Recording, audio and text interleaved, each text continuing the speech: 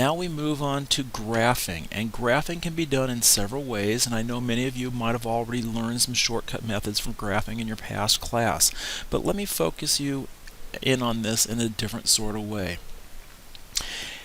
An equation of a line is describing a relationship between x and y, and in this case we're saying y is going to be 5 more than each x value.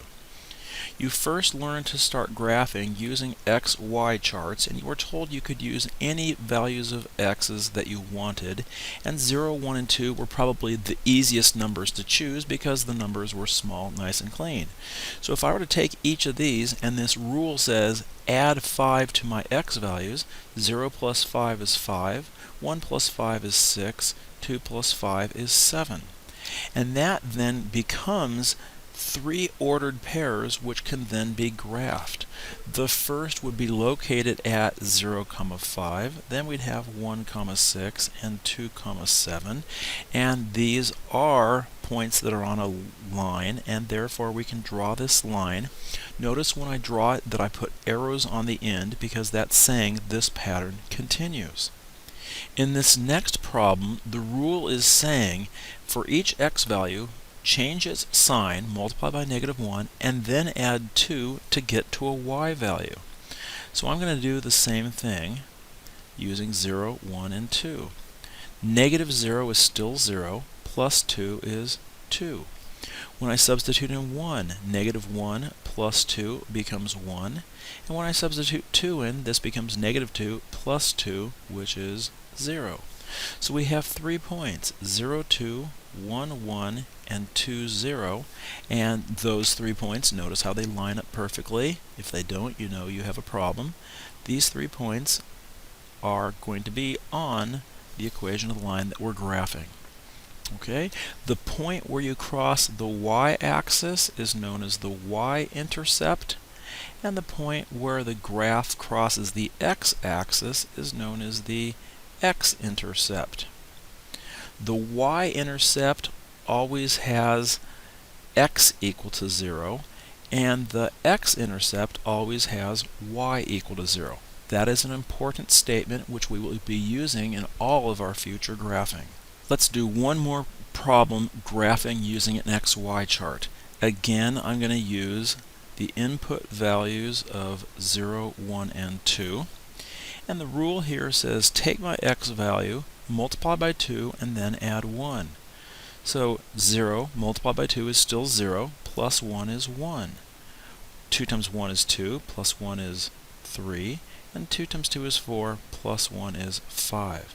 So I've got 0, 1, 1, 3, and 2, 5 as the 3 points that have been described here. And I'm going to connect the dots and draw the line.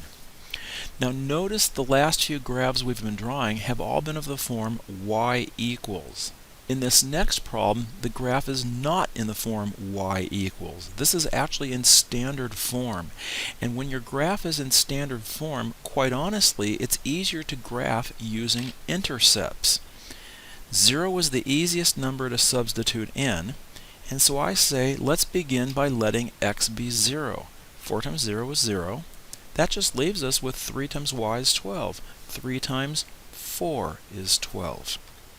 And let's let y be 0. We're kind of changing the order of which is the input column, but crossing that off, all you can see now is 4x equals 12.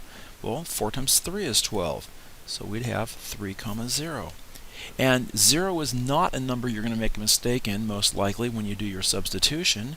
So we can plot 0, 4 and get the y-intercept, and 3, 0 and get the x-intercept, and be fairly certain that we have graphed this correctly. Let's do this again. Here we see that it is in standard form. If we let x be 0, we'd have -3 times -2 makes +6. So that would be one ordered pair. And if we let y be 0, we just have 2x equals 6. That's 2 times 3 is 6.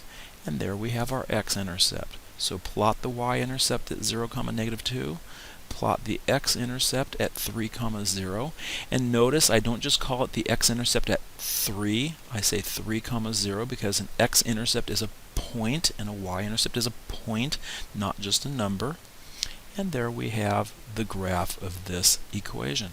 So, in summary, when your line is in y equals form, we're going to use our xy chart. When it's in the standard form, we're going to graph using intercepts. And if you want to write this down there to kind of remind you of what that is, there you go. In the third case, if you are missing an x or a y, then it's going to be a horizontal or vertical line. Let's say we have the equation x equals 2. Well, there is no y in that equation. The rule is x is 2. No matter what y is, x is always going to be 2. That could be 2, 0, 2, 1, 2, 2, and there's 2, 2, 2, 1, 2, 2. This is actually going to be the graph of a vertical line. Let's say we have y is equal to -3.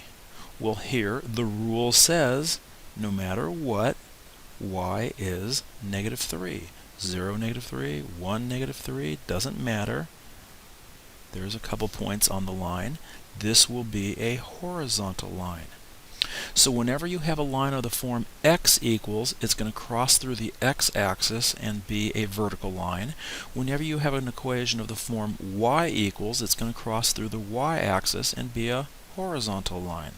Now, one little quick exception. Notice here we have y equals. That's going to mean it's probably easier to graph this using an xy chart. But if you plug in 0, 1, and 2, notice how 1 times a half is a half. Most of us don't want to use or involve fractions. So in this case, it's easier to choose inputs that are even numbers, such as 0, 2, and 4, so that when you multiply by a half, you don't create a fraction. Here we go. A half times 0 is 0, plus 3 is 3. A half times 2, that's 1. Plus 3 is 4, and a half of 4 is 2, plus 3 is 5, and we have 0, 3, 2, 4, 4, 5. All 3 points line up perfectly, and we can draw our line. Okay, so you do not have to use 0, 1, and 2. They're usually most convenient. However, if you can find just any values you want to choose, just fine. If you are asked to find the x and y intercepts, basically you're being asked the following. Let x be 0 to get the y-intercept. Let y be 0 to get the x-intercept. So let's begin with this first one. 4 times 0 minus 7y equals 16. That basically gives us -7y equals 16, and y is going to equal -16 sevenths. Okay, -16 sevenths, and that there is my y-intercept. If I let x be 0, if I let y be 0, I've got 4x minus 7 times 0 equals 16. I really just have, let me move that over so you can see it, I really just have 4x equals 16, meaning x is equal to 4, and so there we have it, 4, 0, and there is the x-intercept. Finding the x and y-intercept are very easy just by substituting in 0. You just need to remember that when you let x be 0, you get your y-intercept, and when you let y be 0, you get your x-intercept.